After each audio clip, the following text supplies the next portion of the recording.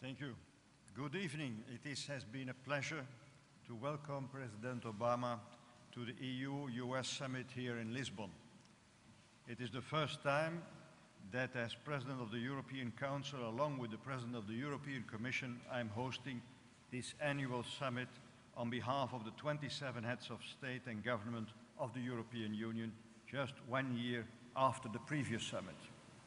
The United States is and continues to be our closest and most important partners. Both the EU and the US are in a rapidly changing G20 world. We share a transatlantic area of 800 million people, producing almost half of the world's GDP. We share the same values, interests, and objectives. To build on this common ground, it is not enough to simply use expressions like transatlantic dialogue or strategic partnership. We need to set things into motion, and that's why our discussion focused on concrete concerns for our citizens: jobs and growth, security, and a world clean and stable. We have had a good discussion this afternoon. I would like to underline the following 3 points: the economy, security, and foreign policy. First, at the center of our ambitions to advance the economic recovery. In global terms, this means engaging constructively together and with emerging economies on global imbalances. We have a common interest to ensure that what was agreed last week with difficulties in Seoul on this issue will be delivered. On bilateral aspects, President Barroso will brief you. As regards the EU's own economic situation, I underline here, as I did earlier to President Obama, that the fundamentals of our economy are sound. The European Union has much higher levels of economic growth than expected a few months ago.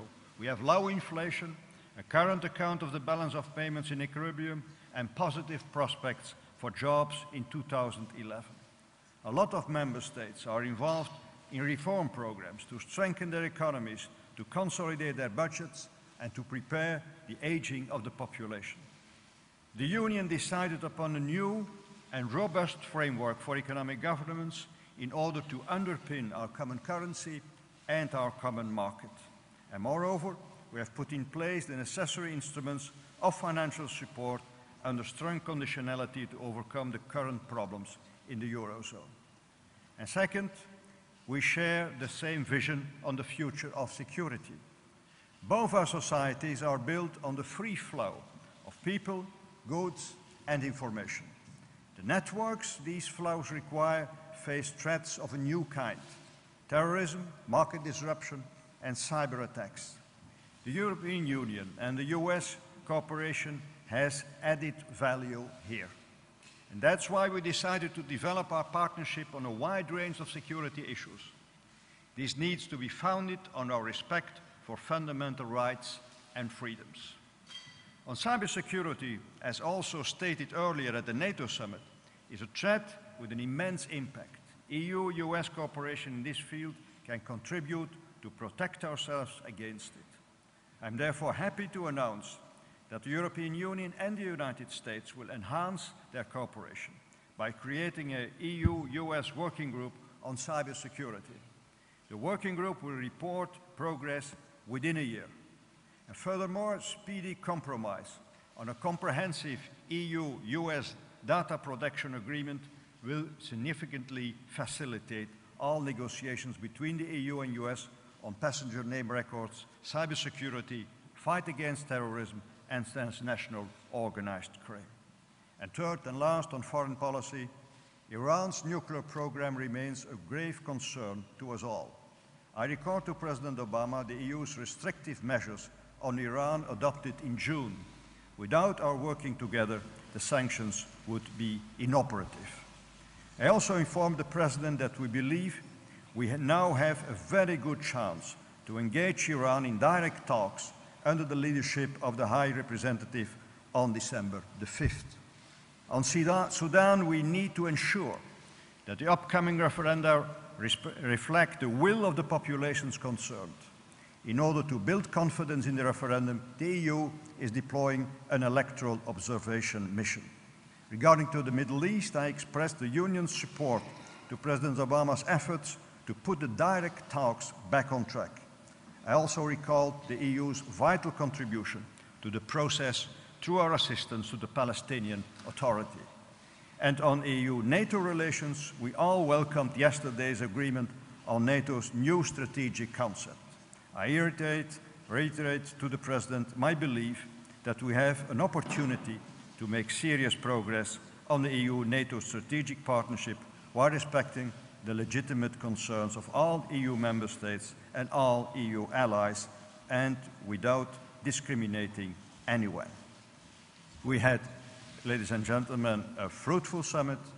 We saw eye to eye, and Mr. President, I wish you a good trip home. Mr. Barroso, please. Thank you. Good evening, ladies and gentlemen. President Van Rompuy presented the main results. I will not repeat them. You have a joint statement that shows the level of our ambition for this strategic, vital relationship. I will not go into details. Let me just say that we covered a lot of ground, and we have committed to this continued dialogue and close cooperation. We have tasked our ministers, our commissioners for concrete work. We have committed to further consultation and, in fact, more deep consultation on many matters, bilateral and also global issues. My impression, I'd like to convey to you my impression about this summit. It was indeed a very intimate, friendly, focused summit. No one read notes. There was a real dialogue, and I think this is indeed what we are looking for when we discuss this kind of issues at summit level, so that there is a real exchange about the priorities so that we can set to work for the future. And there was, in fact, a great sense of convergence, common strategic goals, and the willingness to work together on bilateral and on global issues.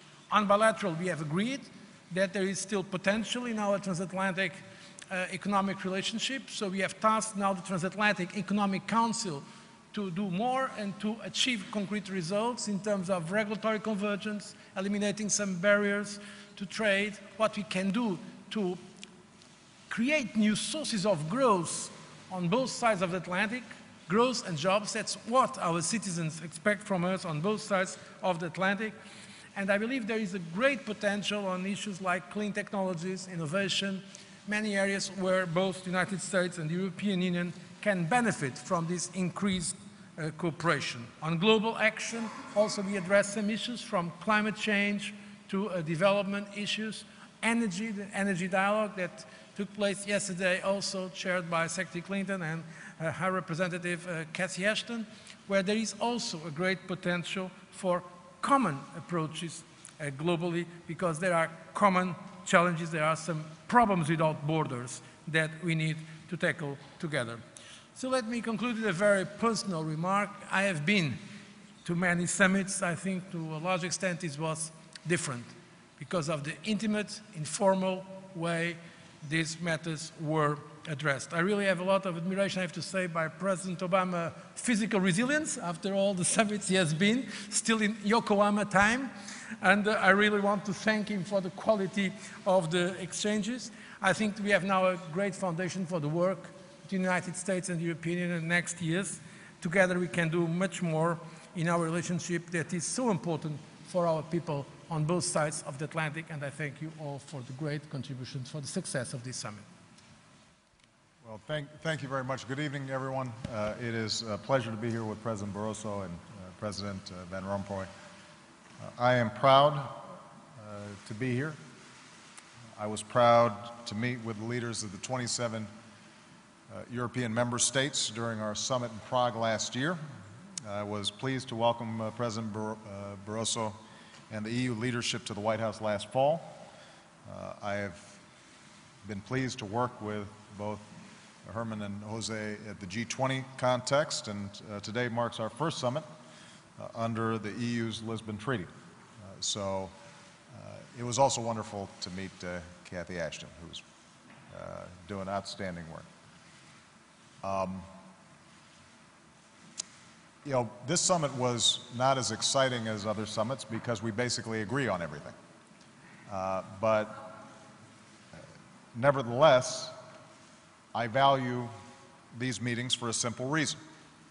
America's relationship with our European allies and partners is the cornerstone of our engagement with the world, and it's a catalyst for global cooperation. Whether it's creating jobs for our people, sustaining global economic recovery, protecting our citizens, preventing nuclear proliferation, the United States has no closer partner than Europe. And we're not simply united by shared interests, we're united by shared history, by shared democratic values, a shared set of traditions that have endured for generations. That's why the United States needs and wants a strong and united Europe. That's why our summit today focused on three important areas of mutual interest. First, we agreed to take a series of steps to increase trade and investment, which already amounts to a $4.4 trillion relationship and supports millions of jobs on both sides of the Atlantic. We directed our Transatlantic Economic Council to focus on streamlining regulations, encouraging innovation, eliminating barriers that hamper trade and investment. And building on the progress at the G20 summit in Seoul, we reaffirmed the need for currencies that are market-driven and for countries with large surpluses to boost domestic demand. Second, we reviewed our close security cooperation. We saw with the recent security alerts in Europe, as well as the plot that was disrupted to detonate explosives in cargo flights, that we have to work every day to keep our citizens safe, and we will continue to do so. From our common efforts to address Iran's nuclear program to our work together in Sudan, we're also partners in promoting stability and averting crises around the world. And now that that NATO has agreed that the transition to Afghan responsibility will begin early next year, the EU's role as a major donor to Afghanistan and a trainer for police forces will only become more important. Finally, we're coordinating on a series of global issues. With regard to climate change, we directed our U.S.-EU Energy Council to find ways to bring clean energy technologies to market faster, and we're standing by our Copenhagen commitments to reduce emissions as we work towards Cancun. And as the world's source of most of the world's development assistance, we agreed to better coordinate our assistance and ensure a more effective division of labor to avoid duplication and inefficiency, as I've called for in our new development strategy. So, again, I want to thank President Barroso, President Van Rompuy for their strong leadership and their partnership. I am confident that if we continue to deepen the close cooperation between the United States and the EU, we can deliver greater security and greater prosperity for our 800 million citizens on both sides of the Atlantic. And let me just use this opportunity once again to thank the people of Portugal for the wonderful hospitality. I plan to come back when I have fewer meetings. Thank you very much.